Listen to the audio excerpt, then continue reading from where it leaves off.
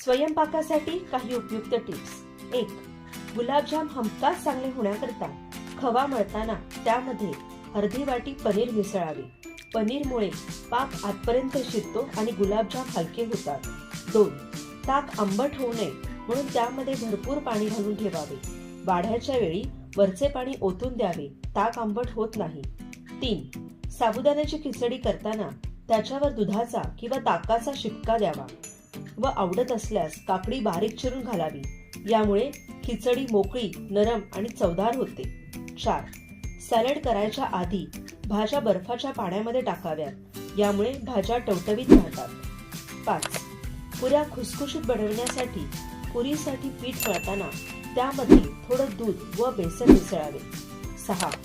हाताला किंवा पाटा वरवंट्याला येणारा मसाल्याचा वास जावा म्हणून त्यावर कच्चा बटाटा किंवा लिंबू चोळावे.